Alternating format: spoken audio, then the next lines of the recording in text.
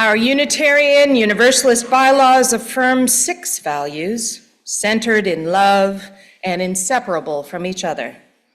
On the 6th Sunday of the season, we call to mind the 6th such value, equity.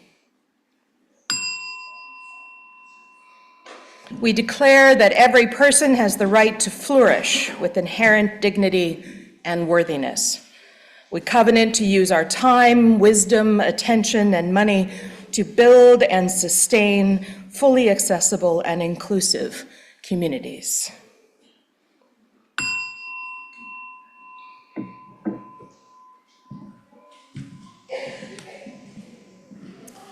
And now let us take a moment together to pass the peace. We will say, Shalom Aleichem, Aleichem Shalom.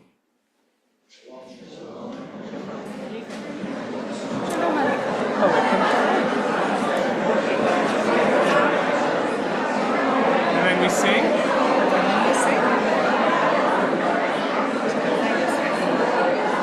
It's fascinating.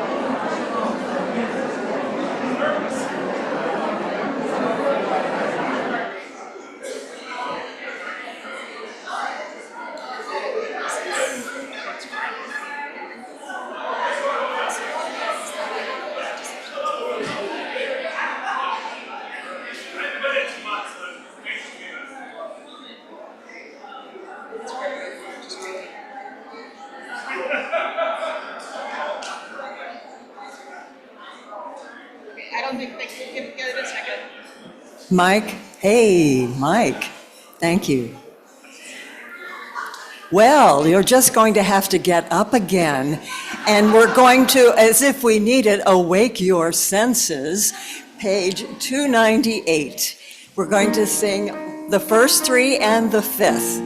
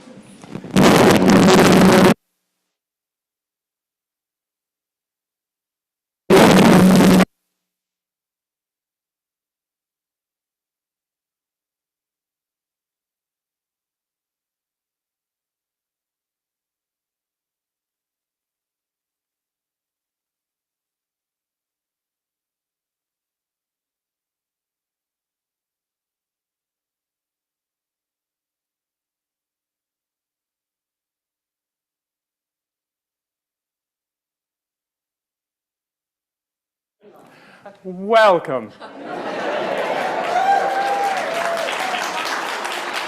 I don't know what you do here. I'll just shout.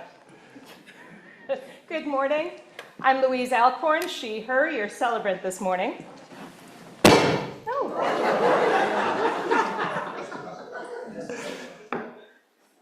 And I'm Steve Sieck. I use he, him pronouns, and I'm your candidate for ministry.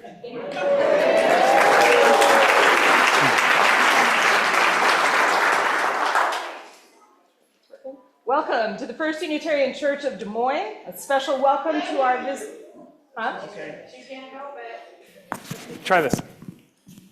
Okay. Teamwork. Welcome to the First Unitarian Church of Des Moines. A special welcome to our visitors. For those of you on Zoom, thanks for tuning in, and sorry about all the tech problems. And please be sure your mic is muted. If you're here with children, there is childcare, or feel free to keep them seated with you, or utilize our play area in the back. We open this gathering with an acknowledgement of the lands and waters and all living beings whose existence is bound up with our own in mutual dependence. In these last 1,000 years, the Oneata lived here, followed by the Iowa, Sauk, Meskwaki, and then Europeans. This location's history calls to us who occupy it in the present to join the work of education and healing for all beings. This might be working. Let's try this. Can you hear me? No, come on over. Here we go. We'll just snuggle up. And bring awareness also to our current location in the rhythms of nature. Today, Is this working now? All right. Today is the sixth Sunday of spring. Today the moon is waxing crescent, and the new moon arrives later this afternoon. It will be full on May 12th. Today, Israelis honor Yom HaShoah, Holocaust Memorial Day. Today is the second Sunday of the Easter season. And can I just say, I'm so delighted that that happened, so now we don't have any more nervousness. For newcomers to our congregation who may be curious to learn a little more about us, usually every first Sunday of the month, we will host a curiosity conversation after the service. Our next curiosity conversation will be scooted to May 11th in lieu of the candidating week. And so now we light our chalice.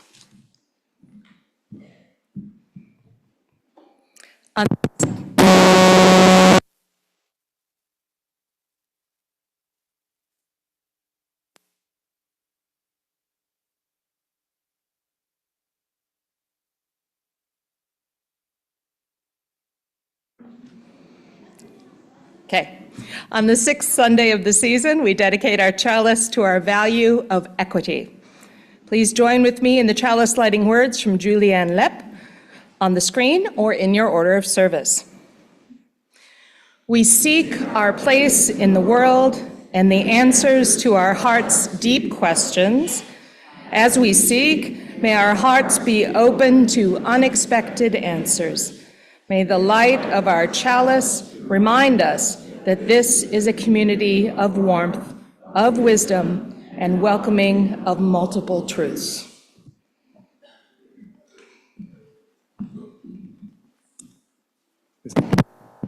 We are a people of covenant, not of creed, and we express our covenant in our denomination's bylaws, our bond of union, our mission, and our relational covenant.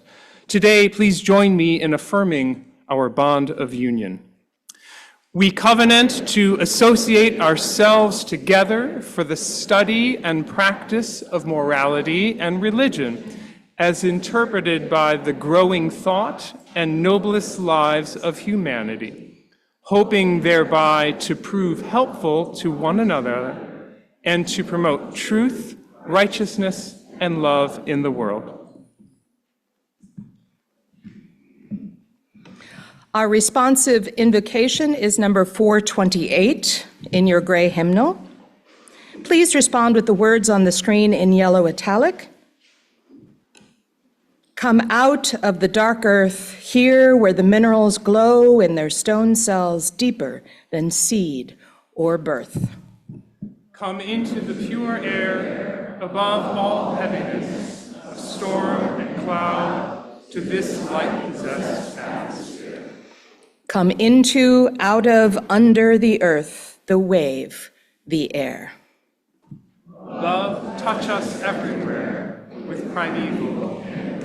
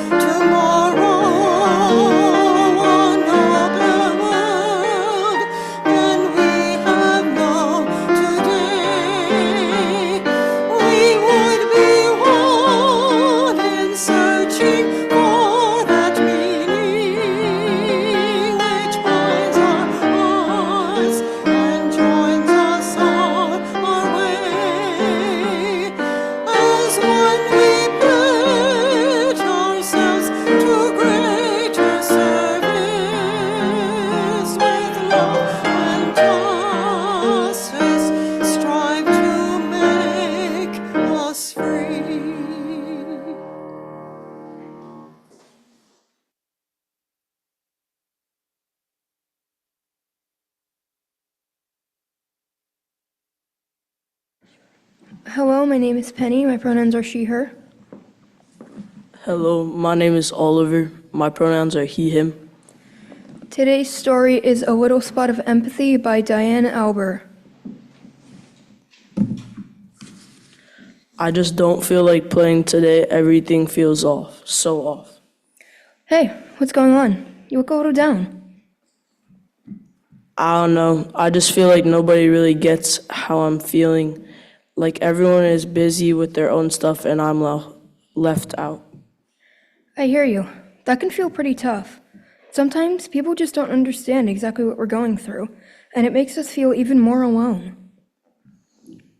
Yeah, it's hard when you want to talk to someone, but they don't really listen, or they don't know what you're going through. I know what you mean. That's where empathy comes in. Empathy? What's that? Empathy is when you try to understand how someone else is feeling, even if you're not feeling the same way. It's like putting yourself in someone else's shoes. When you're empathetic, you can imagine how the other person feels and help them feel better. Oh, so empathy is like understanding someone else's feelings even when you don't feel the same way. Like if someone is sad, I try to understand why they're sad. Exactly. When you show empathy, you're letting that person know you care about their feelings and want to help. It's about being kind and supportive, even if you haven't experienced the same thing yourself. Okay, I think I get it, but how do I show empathy if I don't know exactly how someone else is feeling? What if I haven't experienced what they're going through? Great question. The first step is to listen. When someone is upset or feeling down, just letting them talk can mean a lot. You can say things like, "I'm sorry you're feeling this way," or "That sounds really tough." Okay, so just listening and being there for them helps even if I don't have all the answers. Yes, and after listening, you can also offer support. Maybe you can help in a small way, like offering to play a game with them, or simply saying, "I'm here for you." Sometimes just knowing someone is there makes a huge difference. I think I understand. So empathy is about fixing everything. It's just about understanding and offering comfort. Exactly. You don't always have to fix things. In fact, sometimes just sitting with someone and letting them know they're not alone is the best way to show empathy. I'm going to try that. I think I'll be more thoughtful when someone else is feeling sad. I'll listen and try to understand how they feel. That's wonderful. You'll be surprised at how much of a difference showing empathy can make in someone's day. And you'll feel good, too, because you're helping to create a kinder, more supportive world. I showed some empathy to my friend today. I listened to them and it made me feel better. That's awesome. You did a great job. Remember, it's a small act of understanding that can really help someone feel seen and cared for. I feel good knowing I helped. I think I want to keep showing empathy every day. That's the spirit. And the more we practice empathy, the better we get at understanding and supporting each other. I'm going to keep practicing it. It feels good to show I care. And the world becomes a little brighter when we care for each other. You're on your way to becoming a true empathy expert. At this time, we will be singing the children out for classes downstairs for the remainder of service.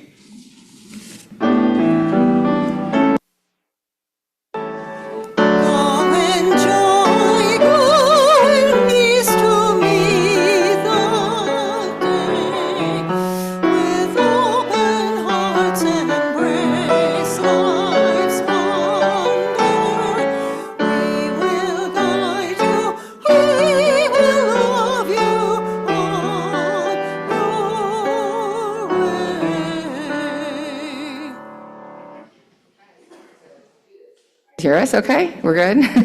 No loud beeps. Great. I'm Lori Emma Sinclair. Scott Emma Sinclair, see him? The Free Store supports children and families who've escaped domestic violence and other traumas by providing donated furniture and household goods to help them start new, independent lives in safe environments. Founded in 2001 in Des Moines, the Free Store has expanded its services to referrals from all domestic violence agencies, as well as other local human service organizations such as schools and churches. In 2023, the Free Store helped 505 families get a fresh start with over 400 tons of furniture. This is where you guys come in. The Free Store operates as a furniture bank, collecting and storing donated items, hint, hint, and entirely run by volunteers. Part two, hint, hint. Personally, we volunteered at the Free Store for about 2 years, since 2023, when they were one of our second basket nominees. The usual day in terms of when UU Saturday shows up is the third Saturday of every month, usually. In these troubling times, we find it's a nice way to help support the community in a very tangible way, to help individuals in need set up their new home. And as an added bonus, you can do it with fellow UUs. Sue Huber, Mike Smith, Mary Beth Wilk, Dan Scholl, Jeremy Gunther, Kent Ohms, Elaine Imlau, and others. Sorry if I missed you. And you get some exercise, which for me is a bonus. We even got our daughter and her friend to join us one time. If you don't think moving furniture is your thing, there are of course other ways to volunteer as well. And of course, we are always looking for donations of household goods, and they can pick up the bigger items if needed. So thank you very much.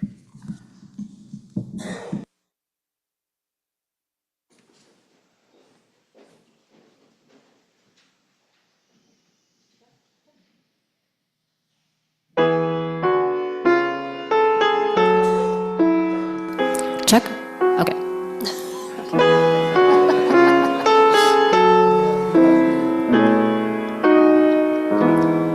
Good morning or evening, friends. Here's your friendly announcer.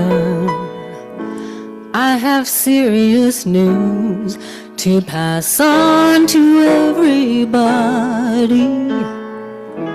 What I'm about to say could mean the world's disaster, could turn your joy and laughter to tears and pain. It's that love's in need of love today. Don't delay, send your Zoom right away, 'cause hate's going round, breaking many hearts. Stop it, please, before it's gone too far.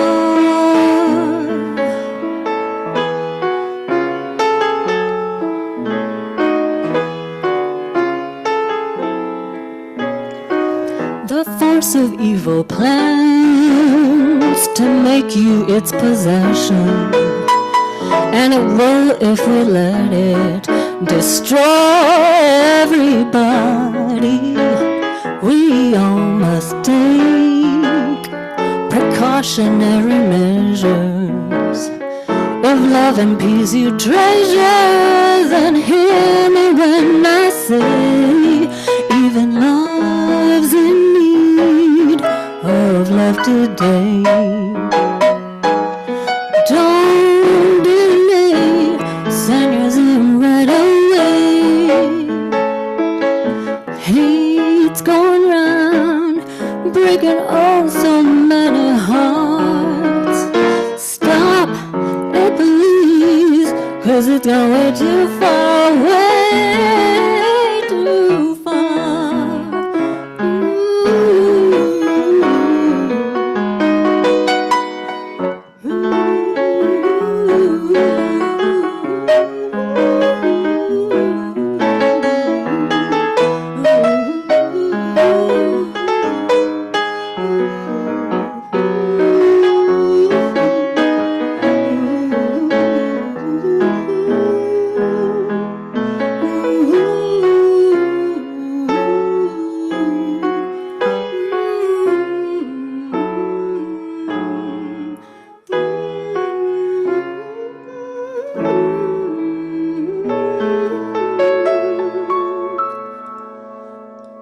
Just give the world your love.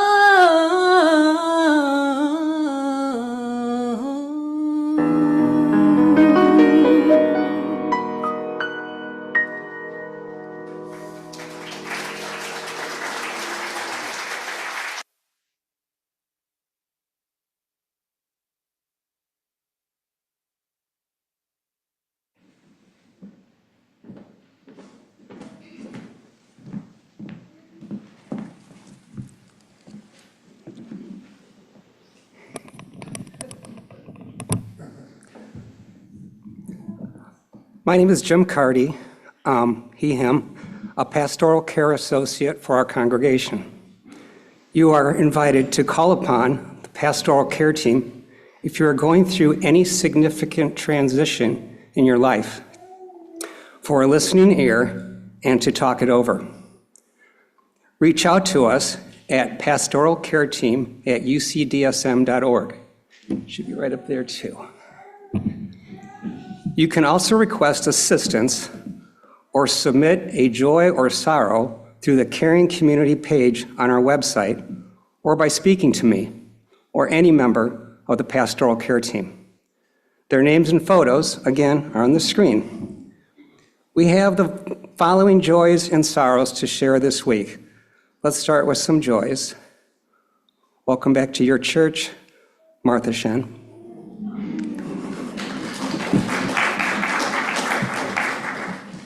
Bill Paxson is recuperating well from surgery to remove a bone spur on the back of his heel and to repair his Achilles tendon. He says he's in great hands with his wife, Chris, who has been taking wonderful care of him. We also want to extend healing wishes to Norm Repplinger, who has been at Mercy West Hospital this past week due to some increasing dizziness and falls.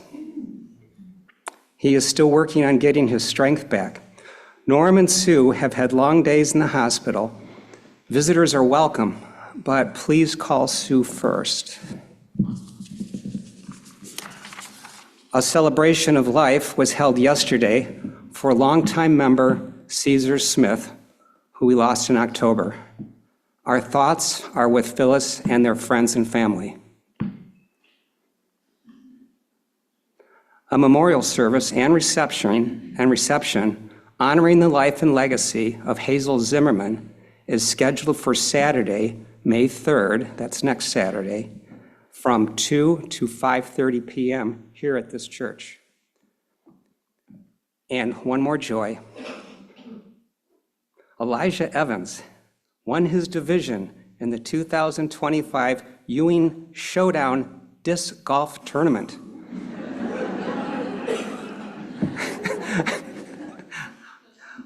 Hopefully this victory begins to justify his obsession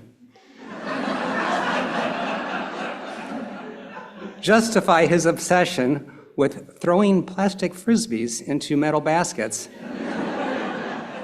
Nice job, Elijah. We also want to take a moment to remind this community that a grief support circle meets on the second Monday of each month at 5:30 p.m. in the minister's office.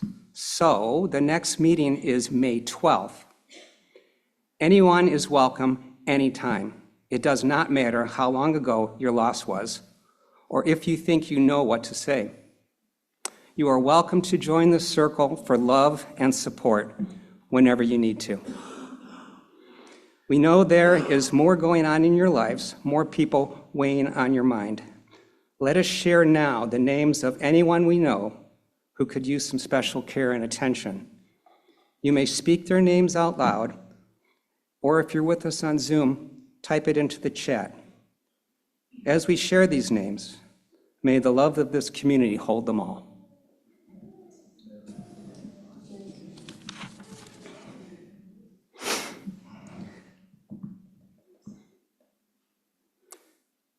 May the light of our community shine on the broken places of the world. May the work of our hands and our hearts support and comfort all those who thirst for food, water, shelter, or justice. May we be called to mindful action by the needs of those who struggle against injustice. May those who are grieving be comforted. May those who are tired find rest. May the broken places be healed. May those who are filled with joy and laughter be abundant. We light 3 candles.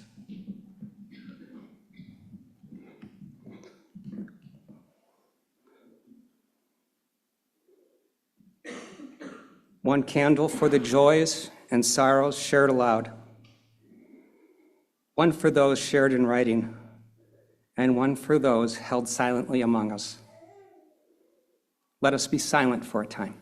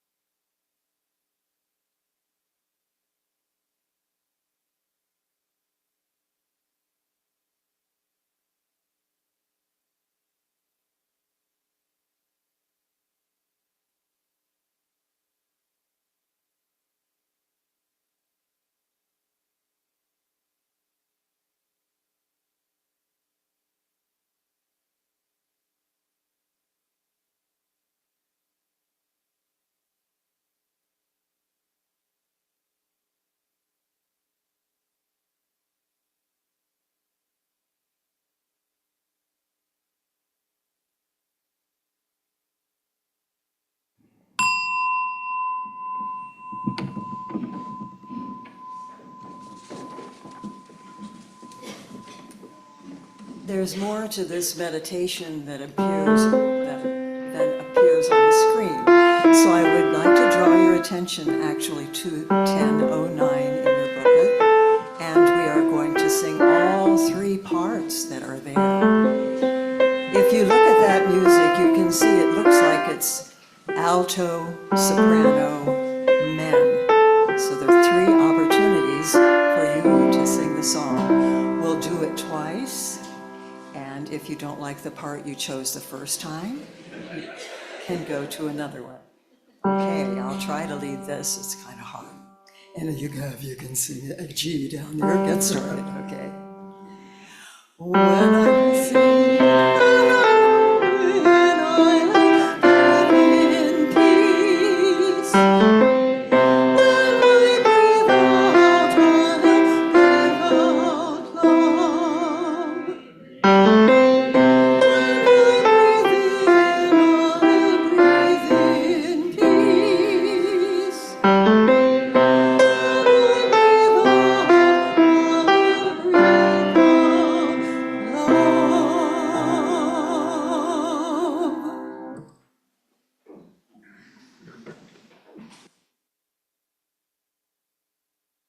I think that's the best we've ever sounded doing that.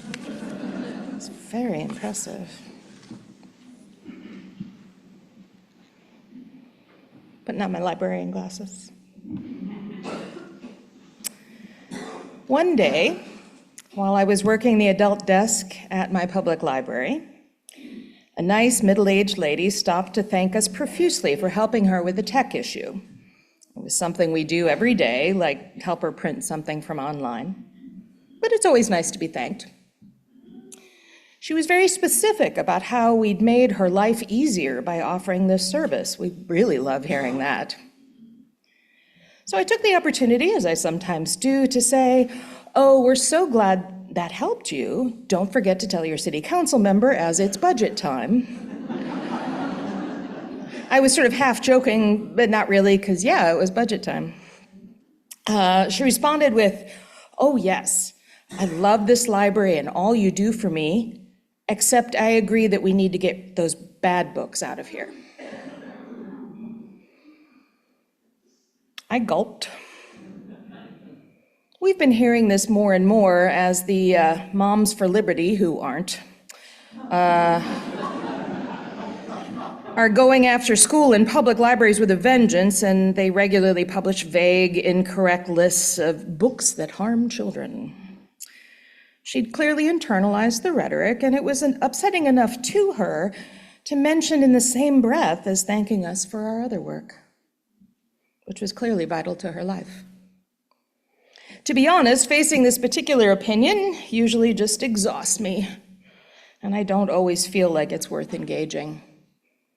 Or perhaps I'm just cowardly. Generally, with whatever smile I can muster, I reply with my bullet point list of, we carefully curate our collection based on patron requests, early childhood development, and years of experience, and so on. Every librarian these days has armed themselves with some bullet points, because book challenges at libraries have skyrocketed with a record 1,247 challenges of over 4,000 unique titles just in 2023. There's no great surprise to anyone who watches America, but sexual content, broadly defined, offensive language, however defined, and religion are the big reasons given for challenging books. As a spiritual person who likes romance and a good swear, I find these baffling, but there you are.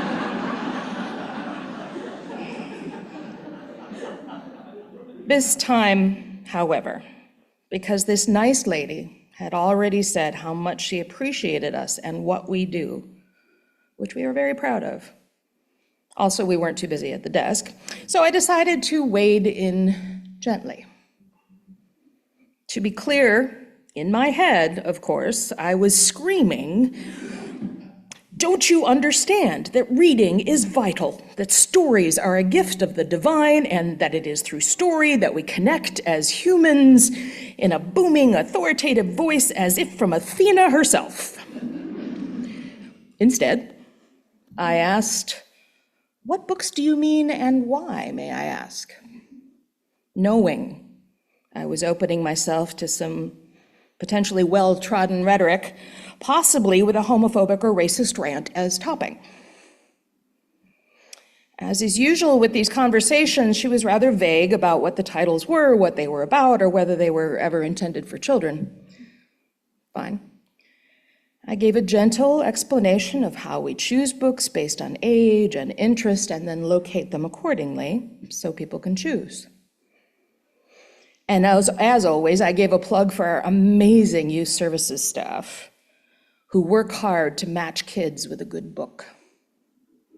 She nodded, but then said, "Well, yes, but the wrong book can hurt a child." And that's when I realized there was something else there, something personal, and I think she wanted to tell me about it. So I followed up with, "Is there a particular title you're concerned about?" Maybe she'd seen something recently on our shelves. This is when we came to the real pain behind her remarks. She said, "Well, when I was 11, someone gave me a book that was just way too much for me. It really affected me." I asked, "Was it a librarian who suggested it? Did you talk to your parents about it?" After some hemming and hawing, she said, "Well, no, it was a kid I knew who told me to read it. It was too much for me. I have a granddaughter that age. I don't want her to read anything that's too much for her." She didn't get into specifics, and I didn't ask. I got the impression it was some aspect of human sexuality she wasn't ready to hear at 11, and she didn't want her granddaughter to encounter either. When I was 12, my friend Mark Jagelski was reading Flowers in the Attic, which I hate. And at choir practice the next day, every day, he'd regale me with the plot, which is about child abuse, which is too much for me. And I thought about that experience as I responded to my patron. I said, "I'm sorry that was upsetting for you. As people who love reading and love story, we hate to hear that experience for anyone. This is why we do our best to match the person with their story. Let us know if we can help you find books for your granddaughter, too." So what's the point of this? I had about 3 pre-canned responses I could have made when she first complained, all of them legitimate and professional. There's also Athena in my head, but that wouldn't have been good. No one would have blamed me for effectively saying, "Don't ban books, have a nice day." Instead, I took a moment to dig a bit deeper, to try some empathy, to try to understand her point of view. I don't know that her mind was changed at all. On her way out, she reiterated that we need to get those bad books out, But she thanked me again for what we had done. So I hope her heart was a little lighter for having shared her story, and I was a little better for having tried a different approach.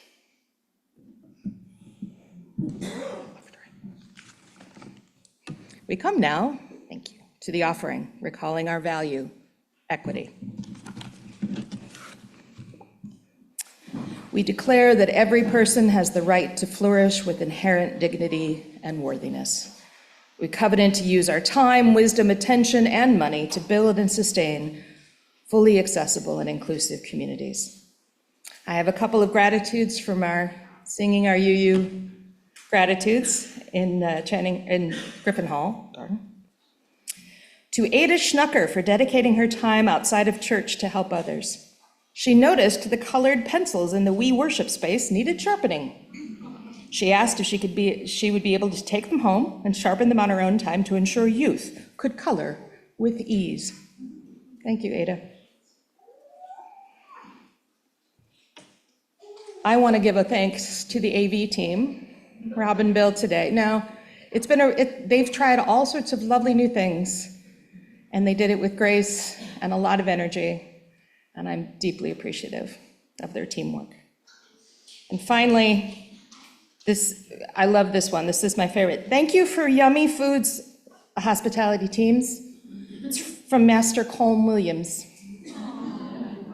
and his dad, James. In gratitude, then, we give, for in gratitude we receive. The offering, then, is gratefully given and gratefully received.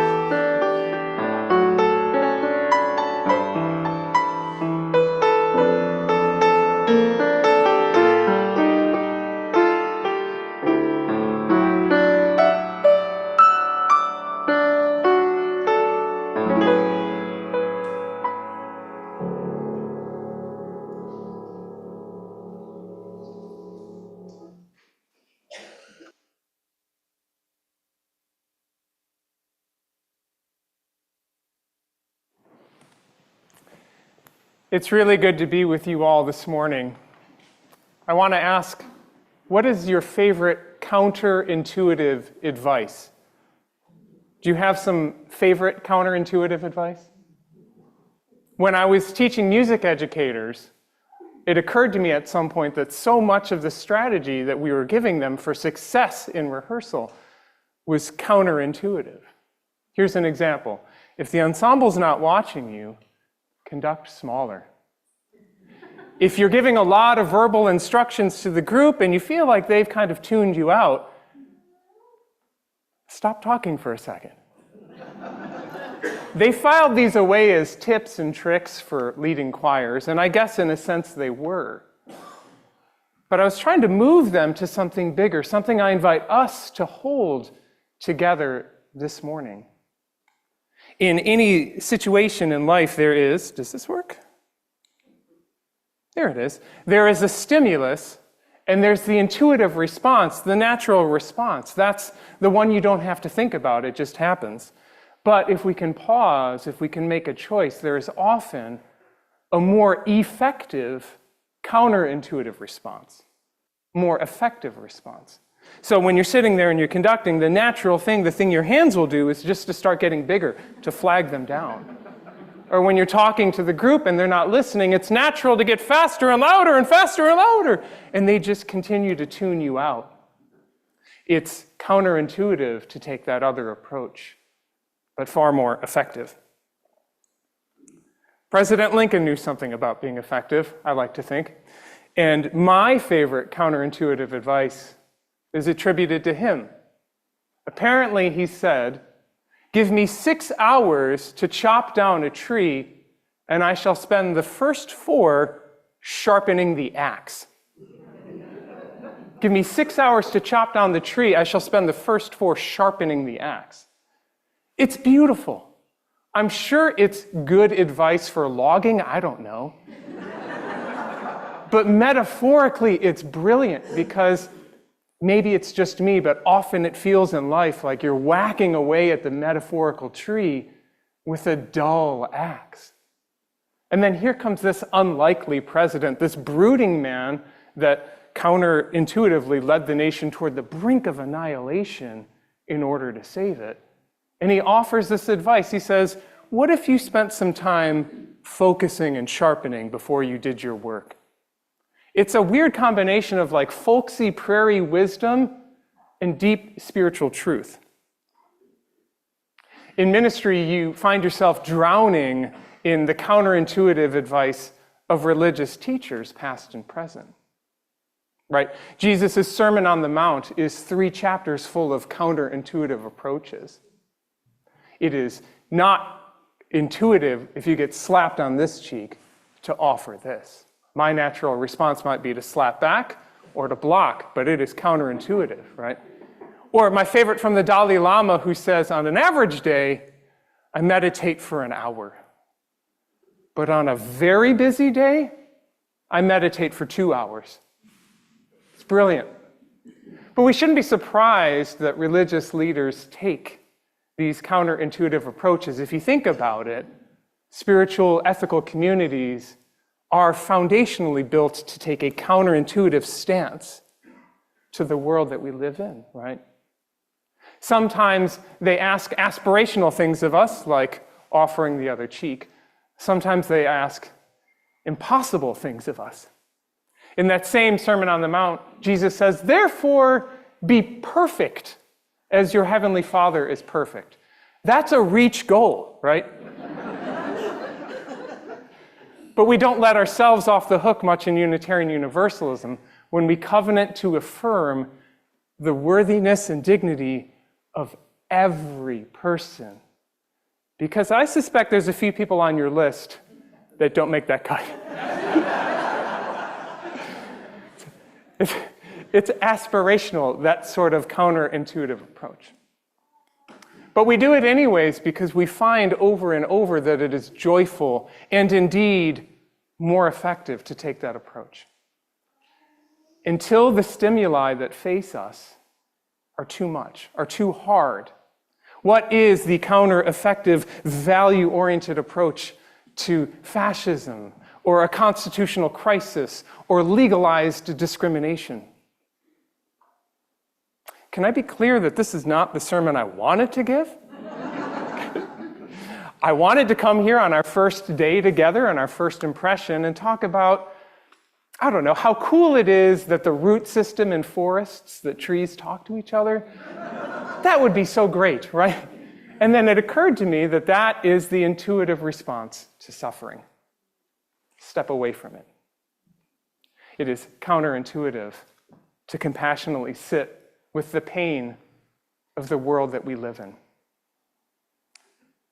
So let's talk about some hard things. I looked it up. The Iowa state motto is, our liberties we prize, our rights we will maintain. Our liberties we prize, our rights we... Yeah, you are already seeing where I'm going with the sermon. That's good. State Bill 418, which goes into effect July 1st, tramples both rights and liberties. It removes legal protections for our trans, non-binary, gender-expansive, and intersex beloveds. It even claims that separate is not necessarily unequal, because that's ever gone well in America. It is a factually inaccurate bill. It is an immoral bill. This is not about political parties. Unitarian Universalism has always been, and always will be, pluralistic, right? But we do have values like pluralism, like the equity and inherent worth and value of everyone. And a bill like this, well, that crashes into all of our values. And so it makes you feel a kind of a way, right? I have trans and gender expansive family members. I have trans and gender expansive and non-binary and intersex friends and colleagues. And when I see a bill that says they don't exist, that's not a real thing, I feel some feelings. And I don't like those, right? And so you could be feeling anger, or rage, or sorrow, or exasperation, or despair. Wherever it is, I invite you to feel the feeling.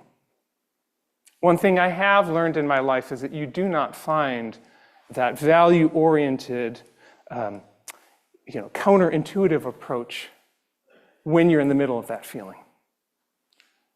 So I promise that we will come back to this question: what is the counterintuitive approach to legislation like that? But we're not going to get there just yet. May I pivot? What is the purpose of a Unitarian Universalist church? I didn't say I would pivot with an easier question, just a different one. What is the purpose of a UU church? This is one of my favorite questions to ask congregants. Let's see if that'll do it. And here, in no particular order, are the top 3 answers I've heard over the years. Okay, this one's definitely number 1. It's people say, I want to be with like-minded people. Second most popular answer, to think about ethical and spiritual questions. And then thirdly, to be comforted, connected, less alone in the world. These are great answers, and I should leave it there. But I trouble the waters and I reframe the question. What is the purpose of a Unitarian Universalist church that is different than a book club or the Sierra Club? Book clubs are great. The Sierra Club is great. And if we're using the Sierra Club to mean community action, social justice to make the world more sustainable and equitable and peaceful, keep on keeping on. But I want to suggest that there's something about a Unitarian Universalist church that is deeper, different, richer than either of those two things.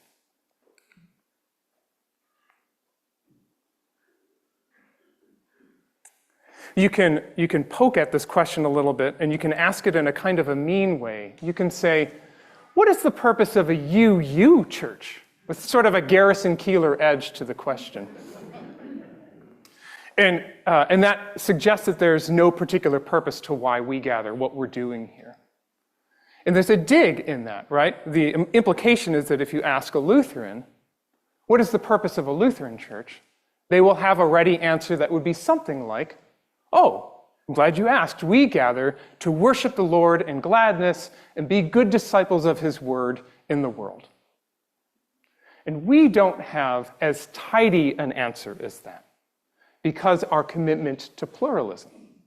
In this room here, as well as in UU spaces around the nation today, we gather together as UUs who are Christian, who are atheist, who are Buddhist, who are humanist, who are agnostic, who are Muslim, who are Jewish, who are pagan, questioners, wonderers, wanderers, and we all come together for our purpose, which is not creedally bound, as we already covenanted to earlier. But it is worth it, I want to suggest, to stay with this question, to dig a little deeper into why are we here? Because the organization that knows its purpose is an organization that changes the world. An organization that knows exactly why it exists makes a huge difference in the community. If we're going to be honest, most organizations have a mission statement buried somewhere in their policies or bylaws that no one knows. And they do operate under a mission, but they've just never said it out loud. And it reads like this: we exist to keep existing. We exist to keep existing. That's intuitive. Yeah? That's a natural kind of a mission. And that's clearly not good enough, right? That's not why we gather, just to keep existing. There's something about what we do that is special and focused, because there's an electricity to a community, to an organization that knows this is our work to do. And this work over here is really good, but they're doing it. And this is their work over there. We're going to do this. And there's a focus to it that becomes electric. And so we dig into that question, and I think we can find it, right? So we come back to those three options here. To be with like-minded people. Is that why we exist? Well, on the face of it, it doesn't pass the, is it different than a book club or the Sierra Club? But it's a good answer. You're out there in the world as a retiree, as a middle school teacher, as an oncology nurse, and you're seen in your role, but you're not seen in your complexity. And so we come here and you're known as my fellow pagan, my fellow alto in choir, my fellow owl teacher. And we need that space to be seen in our values and what we bring to this world. To live otherwise is maddening.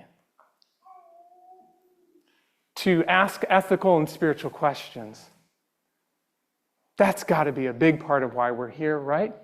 We look out at the night sky and wonder, I hope the clouds clear tonight for the new moon so you can see some stars, and just go, wow. We cry at the ends of movies. We meet friends for a cup of tea and sit with them with empathy while they ask, am I doing enough in this world? Right? We gather and ask these tough questions. That is clearly part of why we're here. Is it to be less alone and more connected? Sure. Again, that works for any of those other clubs, but that's a big piece of it. I try to remind myself as often as I can that for hundreds of thousands of years, we evolved to live in multi-generational communities of mutual support. And only in the last blip of history did we say, you know what, I'm just going to live in my own little domicile, separate from everyone else. I won't even know my neighbors' names. I got this world all by myself. And so we miss the campfire. We miss gathering together at the end of the day to share our food and songs and dances and stories. And we recreate that in some way here, don't we? So all three of those, I think, are part of it, but I still feel like there may be a tidier way to articulate what are we doing here. So we'll put a pin in that. I promised that after the feeling passed, we'd come back to these pressing questions. What is the counterintuitive response to this world today?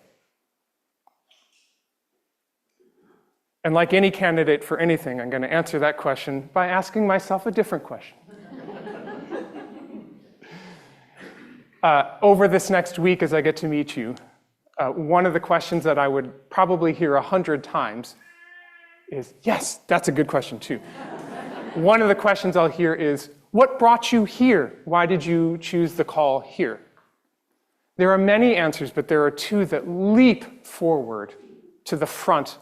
The two things that you did, two counterintuitive practices that are value and purpose-oriented that opened me, heart, mind, and body to come here. Now, the first has to do with money, which no one likes talking about. So I'll soften it with a joke. Now I got to think of one. There are two things that are true about every church system throughout all of geography and all of history. The first is that you will never agree on the hymns, okay? You could pick a hymn and it'll split the room, right? Just make peace with that. It has been true for millennia. But the second thing that's true about church systems is that they grow, they contract, they grow, they contract. That's just the phases of the system itself. When they grow, then you need more staff and you need a bigger building, right? And so things get more expensive, which is fine because pledges are up here. When they contract, pledges drop, and now the intuitive response is, well, we just need to fire those staff and we need to sell the big building and go to the small building. This church, like many churches, said, no, there's a counterintuitive approach. We can grow our way out of this. We'll make an endowment, right? And what we'll do is we know that we can't get people to raise their pledges 35%. Right? Maybe. Where's the stewardship team?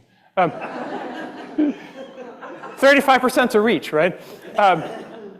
But we can get one-time gifts, and we can make this big pile. I think this is the next slide. This is my little math slide. There it is. And we can make a big pile of money, of capital that we'll call the endowment, and it'll generate interest.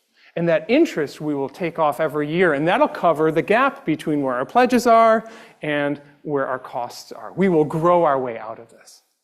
It's a great counterintuitive strategy. Many churches do it. But that's not what made me fall in love with this church. That still fits the mission. We exist to keep existing, right? And money is often where you show your values. What broke my heart open was someone in some meeting must have said, that's not what our money's for.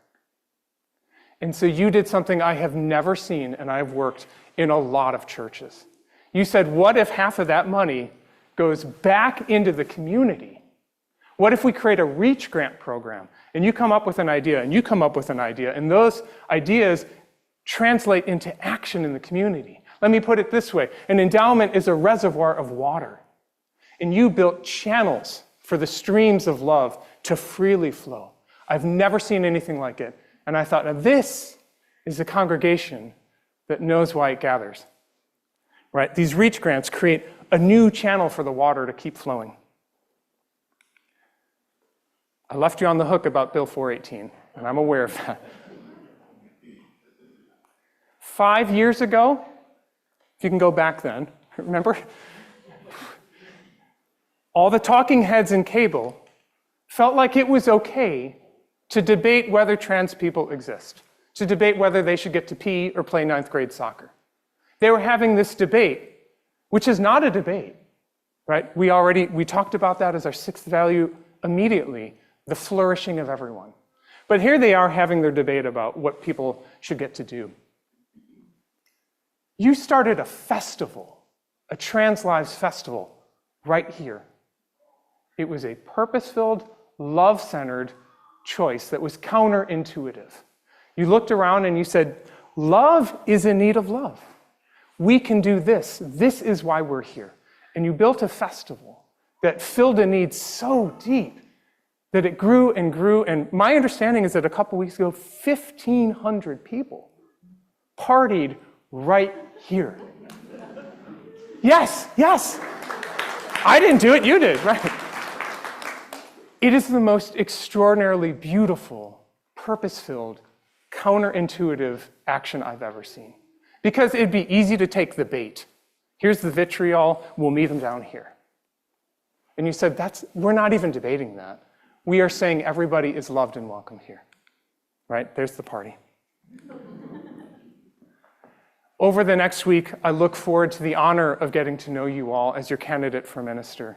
I cannot possibly predict all of the stimuli that will come our way in our journey together, right? But I do know that this is a congregation that can and regularly does clearly articulate why we're here. We are here to love radically, to grow ethically and spiritually, and serve justly.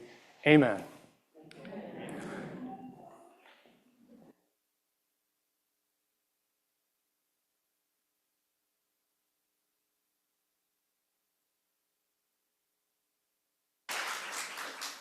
And now, hymn 299, and I want you to know that Steve selected these hymns, so. So the whole thing.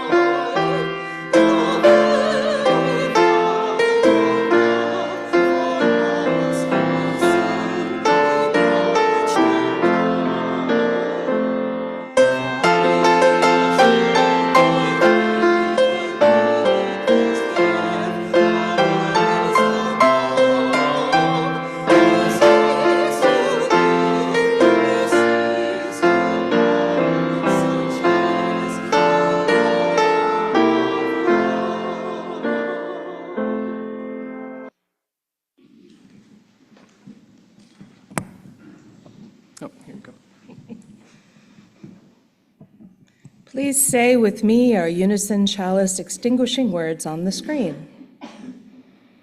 As our chalice flame is extinguished, its glow is carried within us, helping us to kindle new sparks throughout our lives and in the world. May the spirit of peace and togetherness bless us all. Beloveds, may you feel strengthened to find the unexpected response that centers love. May you root your thoughts and actions in clarity of purpose. May you feel the power of community and connection. Go in peace.